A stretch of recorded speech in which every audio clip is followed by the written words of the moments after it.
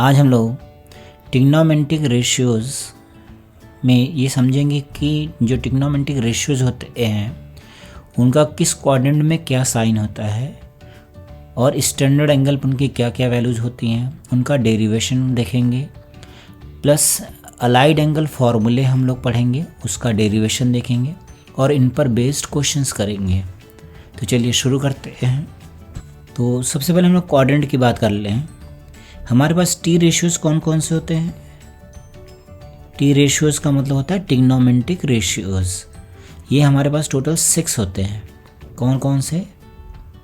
Sign, cos, tan, cot, sec and cosec. ये हमारे पास 6 trigonometric ratios हैं। तो अगर हम 3 का साइन समझ जाते हैं तो बाकी 3 के साइन अपने को डायरेक्टली पता लग जाते हैं। क्यों?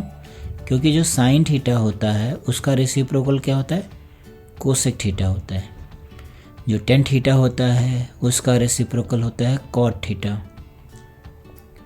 और जो कॉस थीटा है उसका रेसिप्रोकल है सेक थीटा। मतलब आपको इन 3 का साइन पता होना चाहिए, बाकी इनका साइन आपको अपने आप पता लग जाएगा। अगर इसकी वैल्यू मान लीजिए हाफ है तो इसकी वैल्यू 2 हो जाएगी, इसकी वैल्यू 1/3 है तो इसकी वैल्यू 3 हो जाएगी। इस तरह से हम लोग वैल्यूज़ इनके लिख सकते हैं। तो क्वाड्रेंट में इनका साइन कैसे होता है ये तो अभी हम लोग निकाल के भी देखेंगे, बट फिलहाल अभी हम लोग ऐसे पहले वैल्यूज़ लिख लें समझने के लिए, तो ज़्यादा समझ में आएगा अपने को। ये इसको बोलते हैं फर्स्ट क्वाड्रेंट। जैसे कोऑर्डिनेट ज्योमेट्री में होता है, तो यहाँ से यहाँ तक के जितने भी एंगल्स हैं वो किस इंटरवल में डिवाइड होते हैं? तो इसको बोलते हैं 0 डिग्री। ये हो गया हमारे पास 90 degree, this is 180 degree, this is 270 degree. तो 90 डिग्री के इंटरवल्स पे चल रहा है। अब ये फिर से हो जाएगा 360 डिग्री। अगर आप क्लॉकवाइज घूमेंगे तो ये कितना हो जाएगा? -90 डिग्री। ये हो गया -180 डिग्री, और ये हो गया -270 डिग्री। अगर हम लोग एंटी क्लॉकवाइज डायरेक्शन में जाएं तो ये हो जाएगा 90 + 360 डिग्री, मतलब उसमें एंगल्स ऐड होते चले जाएंगे। तो ये वाला जो एंगल है ये 0 डिग्री से लेकर के 90 डिग्री के बीच वाला पार्ट है। तो यहाँ पे क्या होता है? यहाँ पे जितने भी ट्रिग्नोमेट्रिक रेशियोज हैं सारे के सारे पॉजिटिव होते हैं। All T ratios positive. तो इसको हम लोग ए से डिनोट करते हैं। यहाँ पे sine and cosec are positive. तो इसको एस से डिनोट करते हैं, मतलब साइन पॉजिटिव है। देन यहाँ पे tan and cot they are positive. तो इसको हम लोग टी से डिनोट करते हैं, मतलब टेंजेंट पॉजिटिव होता है। यहाँ पे cos and sec are positive, मतलब कॉस पॉजिटिव होता है, सेक अपने आप पॉजिटिव होगा, तो इसको सी से डिनोट करते हैं। तो इसको याद करने के लिए हम लोग एक जो है शॉर्ट में एब्रीवेटेड फॉर्म भी लिखते हैं, ASTC। इस तरह से आप याद कर सकते हैं, या फिर इसी को बोल देते हैं हम लोग ऐड शुगर टू कॉफ़ी। इसका मतलब फर्स्ट क्वाड्रेंट में ये अल्फ़ाबेट्स हैं, देखिए फर्स्ट क्वाड्रेंट में all trigonometric ratios positive, second quadrant में साइन पॉजिटिव, थर्ड क्वाड्रेंट में टेन पॉजिटिव, फोर्थ क्वाड्रेंट में कॉस पॉजिटिव। तो इस तरह से हम लोग इसको याद कर सकते हैं।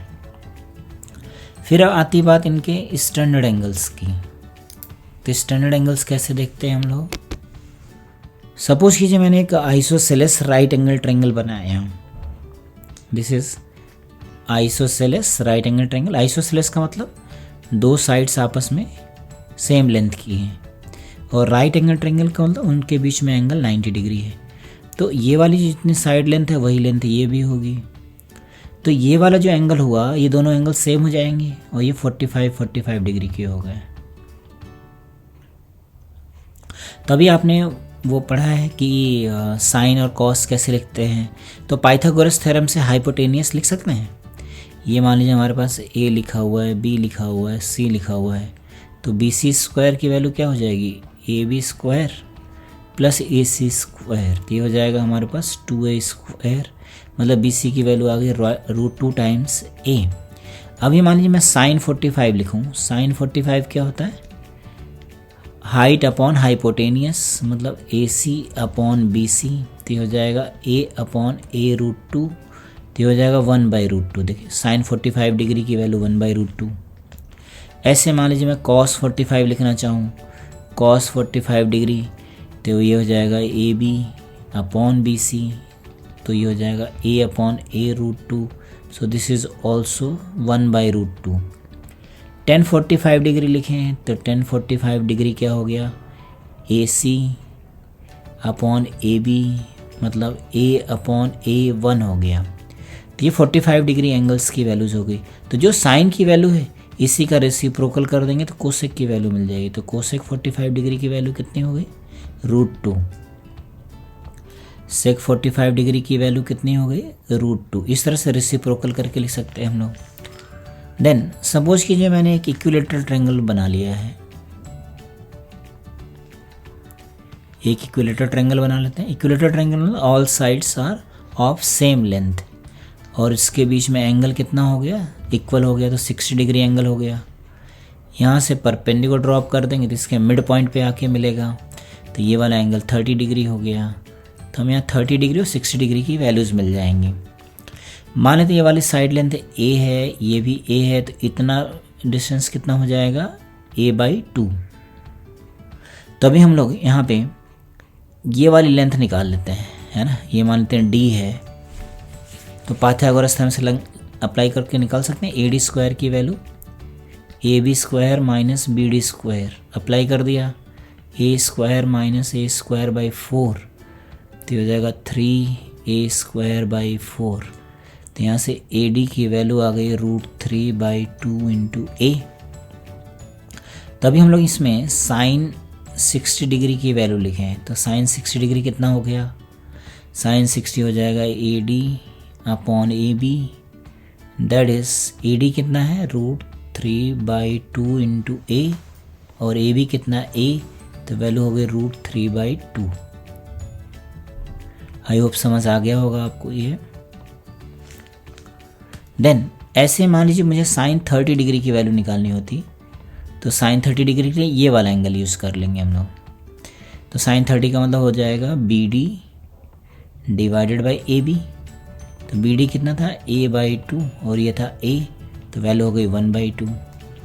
ऐसे बाकी की वैल्यूज़ आप निकाल सकते हैं। मान लीजिए मैं tan 30 लिखना चाहता हूँ, tan 30 कितना हो जाएगा, BD अपॉन AD। तो BD कितना है, a/2, और AD कितना है, √3a/2। तो 2 भी कट जाएगा, a भी कट जाएगा, तो 1/√3 हो गया। इस तरह से हम सारी वैल्यूज़ फाइंड आउट कर सकते हैं। मान लीजिए मैं cos 60 डिग्री की वैल्यू लिखना चाहता हूँ, तो इसको लिखूँगा BD अपॉन AB, तो वैल्यू हो जाएगी a/2 अपॉन a, वैल्यू हो गई 1/2। तो इस तरह से हमारे पास ये स्टैंडर्ड वैल्यूज़ आ गई। देन अब 90 डिग्री एंड 0 डिग्री वैल्यूज निकालने के लिए हमें डिफरेंट मेथड यूज़ करना पड़ता है। तो 90 डिग्री एंड 0 डिग्री एंगल के लिए सपोज कीजिए मैंने एक सर्कल ड्रॉ कर लिया है, एक सर्कल ड्रॉ कर लिया है जिसका सेंटर ओरिजिन है, जिसका सेंटर ओरिजिन है। तो इस सर्कल पे सपोज कर लेते हैं इसका रेडियस है r, ये है इसका रेडियस, r है रेडियस, ये पॉइंट हो जाएगा r,0। इस पे मैंने कोई वेरिएबल पॉइंट ले लिया p x, y, जो सेंटर से थीटा एंगल पे है। अभी आप यहाँ से परपेंडिकुलर डाल दीजिए, तो ये वाली जो लेंथ हो गई, ये लेंथ हो गई y हो गई, और यहाँ से लेकर के यहाँ तक की लेंथ हो गई x। तो बस इसी रिजल्ट की हेल्प से हम लोग फाइंड आउट करेंगे। यहाँ पे लिखते हैं, मान लीजिए हम लोग साइन थीटा की वैल्यू, तो क्या हो जाएगा y/r, r रेडियस था इसका, तो अगर हम लोग y को 0 कर देंगे तो एंगल थीटा क्या हो जाएगा, 0 डिग्री हो जाएगा, है ना। If theta is 0 degree then y is 0, तो साइन 0 डिग्री की वैल्यू आ गई। साइन 0 डिग्री कितना हो गया, 0 हो गया। If theta is 90 degree then y की वैल्यू क्या हो जाएगी, रेडियस के बराबर। देखिए ये पॉइंट यहाँ से बढ़ करके यहाँ से यहाँ चला जाएगा, तो y कितना हो जाएगा, रेडियस के इक्वल हो जाएगा।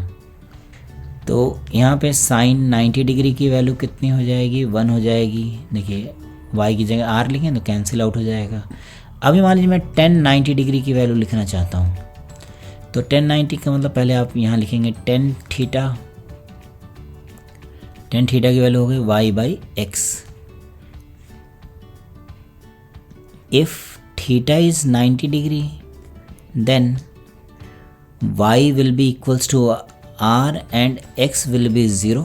देखिए जब यहाँ पहुँचेंगे हम लोग तो x क्या हो जाएगा, 0, और y क्या हो जाएगा, 90 डिग्री। तो यहाँ से क्या मिलेगा आपको, 1090 degree is r upon 0 which is not defined. ये क्या हो जाएगा, नॉट डिफाइंड हो गया। इसी को हम लोग इन्फिनिटी बोल देते हैं। इस तरह से आप कोई भी वैल्यू निकाल सकते हैं। मान लीजिए मैंने cos 90 डिग्री की वैल्यू लिखा, तो cos 90 लिखेंगे तो पहले cos का फॉर्मूला लिख दीजिए, कितना हो गया, x अपॉन r। तो यहाँ पे x की वैल्यू कितनी हो गई, 0 हो गई। जब ये 90 पे पहुँचेगा तो वैल्यू आ गई 0। cos 0 डिग्री की वैल्यू लिखना चाहें तो x अपॉन r में x क्या हो जाएगा, x r के इक्वल हो जाएगा, तो वैल्यू हो जाएगी 1, मतलब cos 0 डिग्री 1 हो गया। तो इस तरह से हम लोग सभी स्टैंडर्ड वैल्यूज़ को लिख सकते हैं। तो स्टैंडर्ड एंगल्स आपको मालूम ही है। ये तो मैंने डेरिवेशन लिखा, बाकी आप इस तरह से सारा एक टेबल के थ्रू भी लिख सकते हैं। तो मैं फटाफट टेबल जो है यहाँ पे लिख देता हूँ।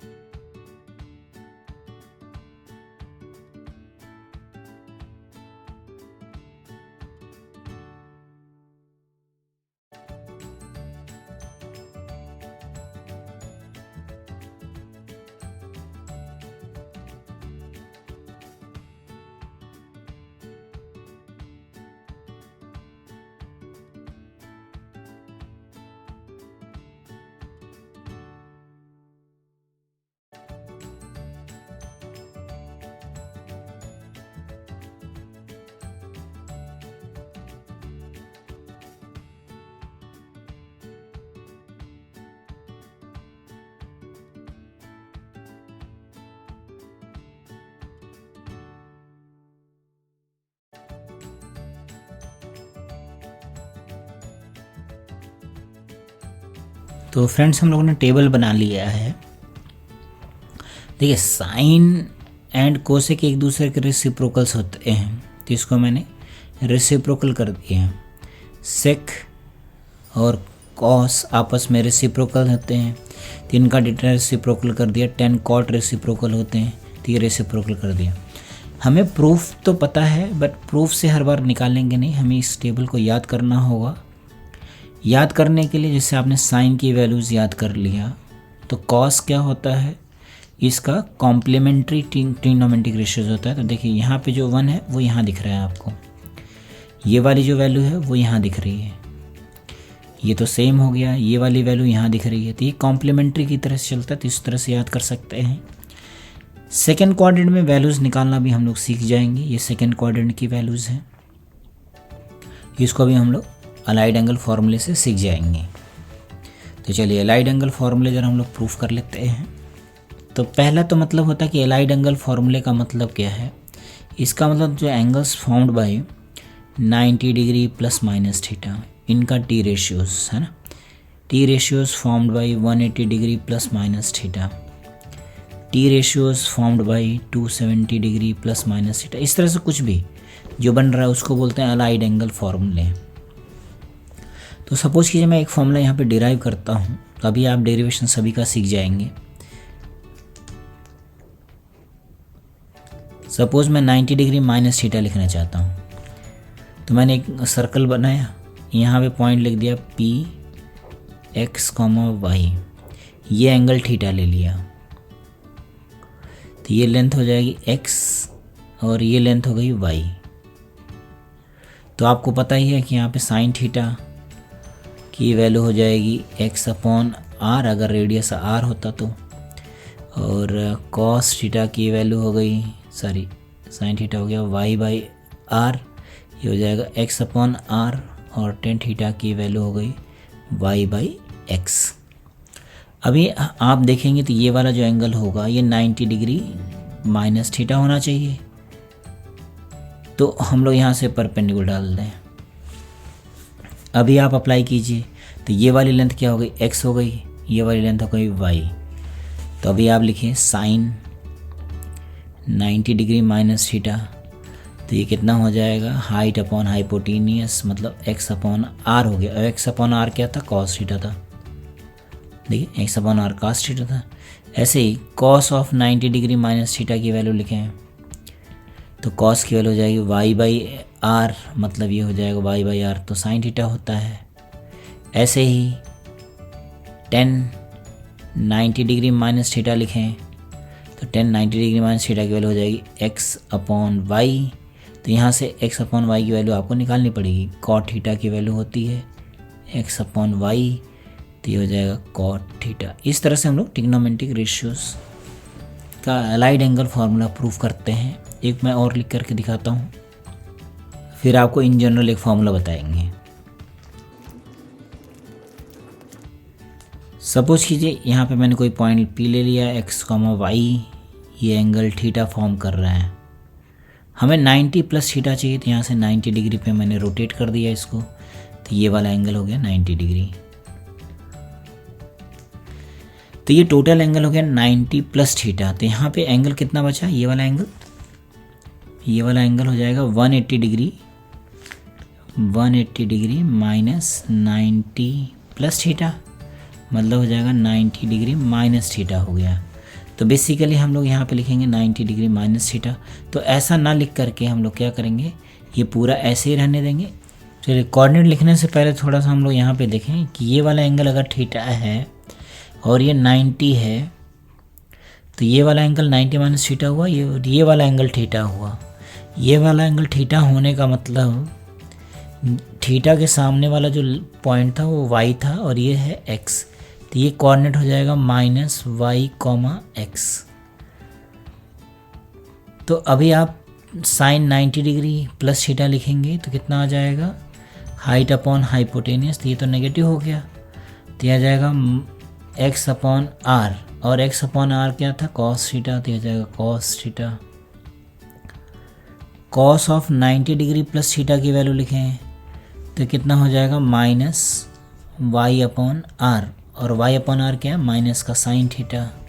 इस तरह से कन्वर्ट हो जाएगा। एंड 90 डिग्री प्लस थीटा की वैल्यू कितनी हो जाएगी, that is X upon minus Y, और एक्स अपॉन माइनस वाई क्या है, minus cot theta.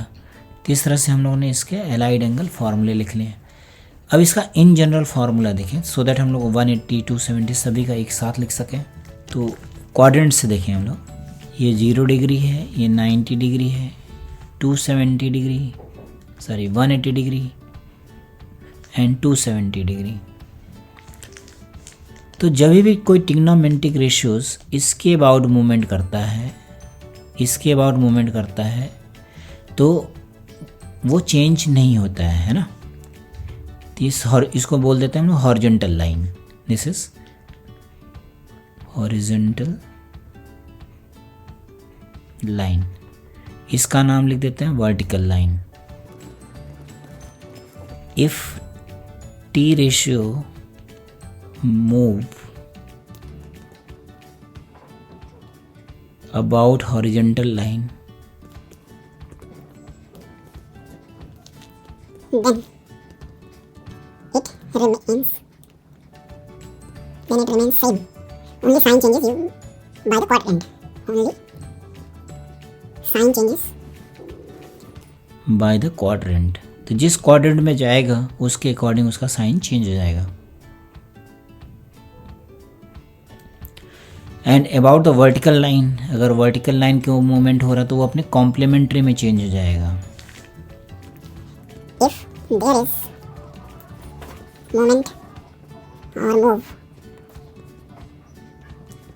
about vertical line, then T ratio changes into its complementary T ratio.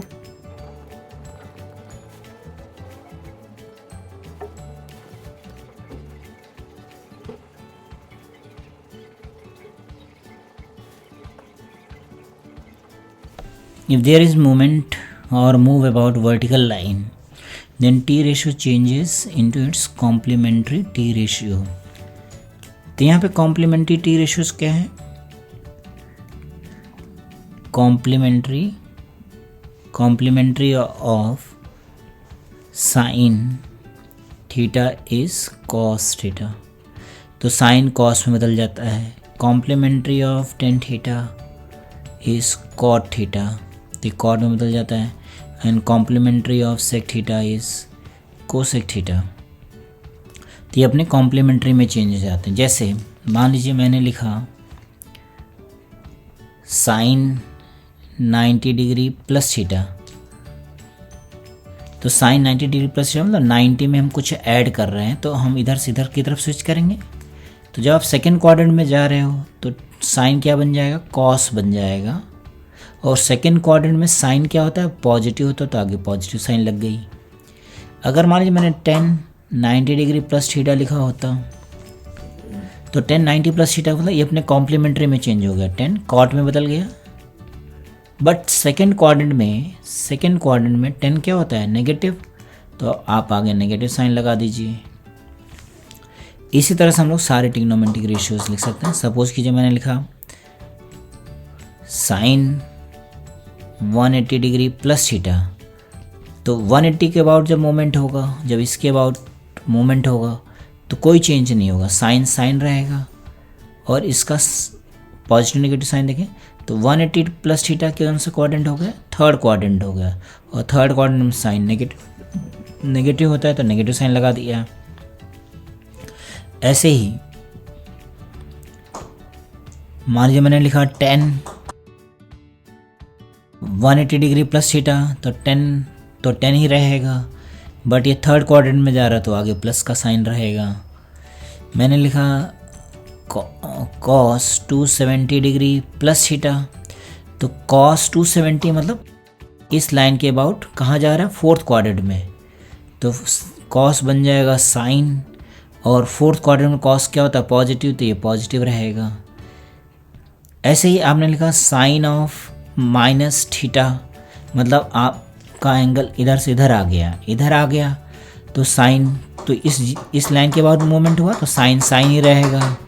But fourth quadrant में sign क्या होता है? नेगेटिव, तो इसलिए नेगेटिव साइन आ गया। मैंने लिखा कॉस ऑफ माइनस थीटा, तो कॉस फोर्थ क्वाड्रेंट में क्या होता है? पॉजिटिव, तो हो जाएगा पॉजिटिव कॉस थीटा। इस तरह से कन्वर्जेंस होते हैं। तो इस तरह से हम लोग सारे ट्रिग्नोमेट्रिक रेशियोज के अलाइड एंगल्स लिख सकते हैं। अभी जब क्वेश्चन सॉल्व करेंगे तो वहाँ भी हम लोग कन्वर्ट करके देखेंगे। चलिए क्वेश्चन देखें। इसकी हमें वैल्यू फाइंड आउट करनी है। अब देखिए यहाँ पे सॉल्व करने का तरीका क्या होता है, इसमें कन्वर्ट करते हैं, आपस में एक दूसरे को कन्वर्ट करते हैं। अगर मैं इस वाले एंगल को और इस वाले एंगल को सम कर दूँ, π/4 और 7π/4 का सम करूँ, तो यह आ जाएगा हमारे पास 8π/4 मतलब 2π। मतलब इन एंगल्स को हम लोग 2π से चेंज कर सकते हैं। मतलब मैं इसको चाहूँ तो लिखूँ इस वाले एंगल को, इसको लिख सकता हूँ 2π - π/4। ऐसे आप इन दोनों एंगल्स का सम देखेंगे तो ये भी 2π हो गया। तो इस वाले एंगल को चेंज कर सकते हैं 2π - 3π/4। तो 2π का मतलब कौन सा एंगल हुआ? 2π का मतलब हुआ ये वाला एंगल 0 डिग्री, इसी को 2π कहते हैं। अब आपने यहाँ पे वही फॉर्मूला लगाया 2π - थीटा, मतलब इधर से इधर की तरफ जा रहे हैं तो कॉस तो कॉस ही रहेगा, ये कॉस का कॉस ही रहेगा, तो cos π/4 ही रहेगा। आगे साइन लगाते हैं, अब ये फोर्थ क्वाड्रेंट में जा रहा तो आगे पॉजिटिव रहेगा। इसी तरह से ये भी फोर्थ क्वाड्रेंट में जा रहा है तो आगे पॉजिटिव रहेगा। इसमें ये वाला जो एंगल है इसको हम लोग एक्यूट लेकर के ही सॉल्व करते हैं, तो ये जाएगा cos 3π/4, ये भी प्लस रहेगा। तो फाइनली हमारे पास वैल्यू आ गई 1 + cos π/4 whole square into 1 + cos 3π/4 whole square. अच्छा, अब फिर से ऑब्जर्व करिए, इस वाले एंगल और इस वाले एंगल का सम कितना हो गया? π/4 + 3π/4 सम कितना हो गया? पाई हो गया। इसका मतलब हम इसको फर्दर चेंज कर सकते हैं, तो इसको लिखेंगे π - π/4। तो π - π/4 मतलब हम लोग इधर जा रहे हैं सेकेंड क्वाड्रेंट में, तो कॉस तो कॉस रहेगा, तो ये वैल्यू क्या रहेगी? cos π/4 रहेगी। बट साइन चेक करें, सेकेंड क्वाड्रेंट में जा रहा है तो साइन क्या हो जाएगा? नेगेटिव। यानी हमारे पास आ गया 1 + cos π/4 whole square into 1 - cos π/4 whole square. अभी इन दोनों को अगर मर्ज कर दें तो आ जाएगा 1 - cos square π/4 a + b a - b के फॉर्मूले से। तो ये हो जाएगा sin स्क्वायर π/4 इसका होल स्क्वायर। sin स्क्वायर π/4 की वैल्यू 1/√2 होती है, इसका स्क्वायर करेंगे तो 1/2, इसका स्क्वायर 1/4, इसका आंसर हो गया। देन सेकेंड क्वेश्चन लेते हैं। सपोज कीजिए हमें ये गिवन है sin थीटा 12/13 दिया हुआ है और ये एंगल किस क्वाड्रेंट में है? ये सेकेंड क्वाड्रेंट है। देखिए ये सेकेंड क्वाड्रेंट है। सेकेंड क्वाड्रेंट में साइन क्या होता है? पॉजिटिव होता है। तो जो भी इस तरह का डेटा होता है उसको सॉल्व करने के लिए राइट एंगल ट्रायंगल का यूज़ करते हैं। मैंने यहाँ पे थीटा लिया, ये 12 हो गया, ये 13 हो गया, तो राइट एंगल ट्रायंगल से ये फॉर्मूला कितना हो जाएगा? 5। अभी आप सेक थीटा की वैल्यू लिखिए। सेक थीटा का मतलब क्या हो गया? 1/cos theta. तो सेकेंड क्वाड्रेंट में cos क्या हो जाएगा? नेगेटिव, तो हो जाएगा 1/- 5/13। It means this is -13/5।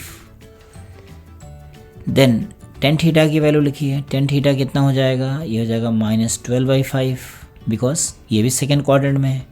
तो इन दोनों का सम लिखना है आपको। सेक थीटा + टेन थीटा कितना हो जाएगा? -13 - 12/5, ये हो जाएगा -5। ये आंसर हो गया।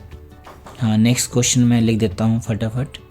हाँ, इस क्वेश्चन में हमें वैल्यू निकाल के बतानी है। देखिए sin 90 की वैल्यू आपको पहले से ही पता है 1 होता है। अब यहाँ पे ये वाला एंगल देखें और ये वाला एंगल देखें, तो 84 डिग्री + 6 डिग्री का सम कितना हो गया? 90 डिग्री हो गया। बस यही कॉन्सेप्ट है इसके अंदर।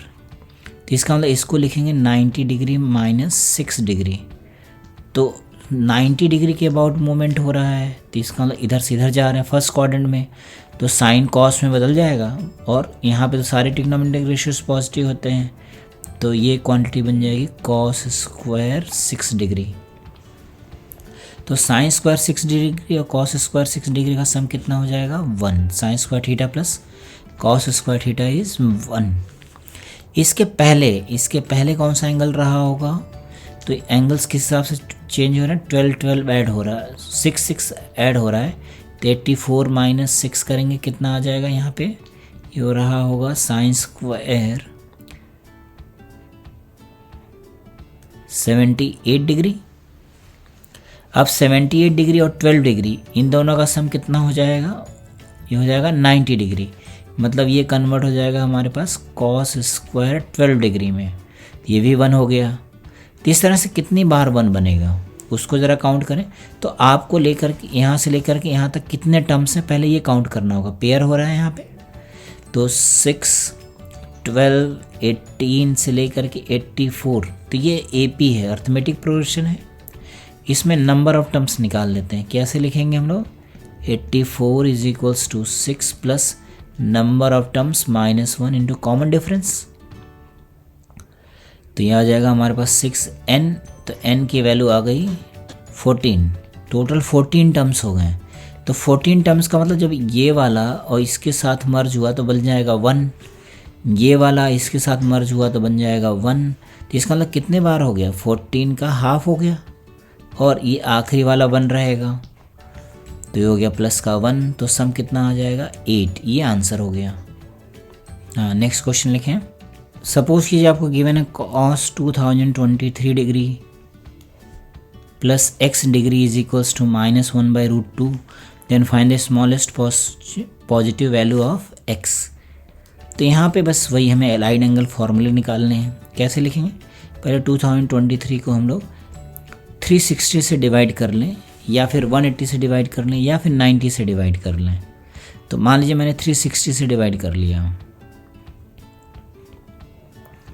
360 से डिवाइड करेंगे तो ये कितनी बार जाएगा, 5 टाइम्स लिखते हैं, ये बनेगा। तो जाएगा 3, 2 और यहाँ आ गया हमारे पास 2, 223 डिग्री।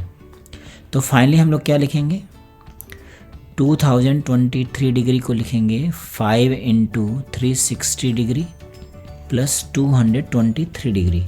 इसको चाहे तो हम फर्दर ब्रेक कर लें, 5 into 360 degree plus 180 degree plus कितना हुआ 223 माइनस 180 कर दें तो आ जाएगा 3, और यहाँ आ जाएगा 12 माइनस 8 4 हो गया। तो हमारे पास हो जाएगा प्लस 43 डिग्री, ऐसा लिखा। अब इसमें आप देखिए क्वाड्रेंट में देखें हम लोग, तो 360 डिग्री का मतलब एक पूरा चक्कर, फिर आपने ऐसे 5 बार चक्कर लगा लिया, फिर वापस यहीं पहुंच गए, तो इसका मतलब कोई चेंज नहीं हुआ।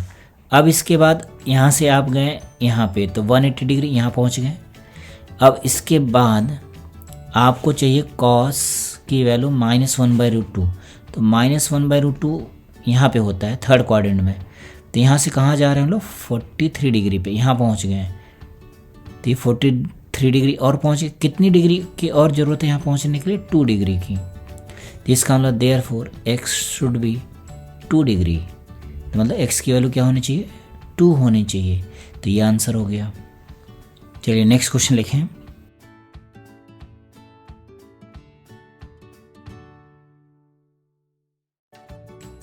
हाँ, अगर हमें 81 to the power sin square x plus 81 to the power cos square x की वैल्यू 30 दे रखा है, then we have to find the value of x in the interval 0 to π। तो इसको हम लोग किस तरह से सॉल्व करेंगे, cos या sin किसी एक को कन्वर्ट कर लेंगे। इसको लिखा है 81 sin square x plus 81 to the power 1 minus sin square x is equal to 30। अब इसको आप सेपरेट कर लीजिए पावर्स को, तो 81 to the power sin square x plus 81 into 81 to the power minus sin square x is equal to 30। अब देखिए जैसे आप इस वाले पार्ट को अगर कुछ सपोज करते हैं, मैंने इसको t ले लिया, लेट t, तो ये क्या होना चाहिए, उसका रेसिप्रोकल हो जाएगा, तो ये हो जाएगा 1/t। तो इसका मतलब कन्वर्ट हो गया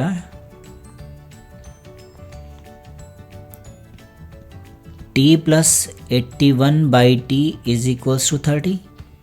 इसके फैक्टर्स लिखें तो हो जाएगा t square minus 30t plus 81। तो ये 27 एंड 3 में ब्रेक हो गया, तो इसको लिखेंगे t minus 3 and t minus 27 equals to 0। t की हमारे पास 2 वैल्यूज आ गई, एक आ गई 3 और एक आ गई 27। t क्या लिया था हम लोगों ने, ये लिया था। तो 81 to the power sin square x की वैल्यू कितनी आ गई, 3 एंड 27। तो इसको लिख सकते हैं 3 to the power 4 into sine square X is equals to 3 की पावर 1 या फिर 3 की पावर 3। तो कंपेयर कर लें पावर्स, क्या आएगा, साइन स्क्वायर एक्स की वैल्यू आ जाएगी 1/4 या फिर साइन स्क्वायर एक्स की वैल्यू आ जाएगी 3/4। तो यहाँ से क्या लिखेंगे, साइन एक्स की वैल्यू प्लस माइनस √3/2, यहाँ से साइन एक्स की वैल्यू प्लस माइनस 1/2। तो हमें कौन कौन सी वैल्यूज़ मिलेंगी, अब देखिए जैसे साइन हमारा क्या है 0 से पाई के बीच में एंगल होना चाहिए, तो नेगेटिव वाला तो वैसे भी कंसीडर करेंगे, हम नेगेटिव डिस्कार्ड कर देते हैं। तो साइन 1/2 कितना हो जाएगा, एक्स की वैल्यू π/6, और यही सेम कहाँ पे मिलेगा आपको, यही सेम मिलेगा सेकेंड क्वाड्रेंट में, तो ये हो जाएगा 5π/6, ये हो जाएगा √3/2 मतलब π/3, यही वहाँ पे सेकेंड क्वाड्रेंट मिलेगा तो 2π/3। तो ये हमारे पास फाइनली आंसर हो गया। फ्रेंड्स अभी हम लोग इतना ही रखते हैं, जो नेक्स्ट वीडियो होगा उसमें हम लोग कंपाउंड एंगल्स पढ़ेंगे, कंपाउंड एंगल्स, इसका डेरिवेशन देखेंगे किस तरह से कंपाउंड एंगल्स आते हैं और उस पर बेस्ड क्वेश्चंस करेंगे। Okay, thank you friends.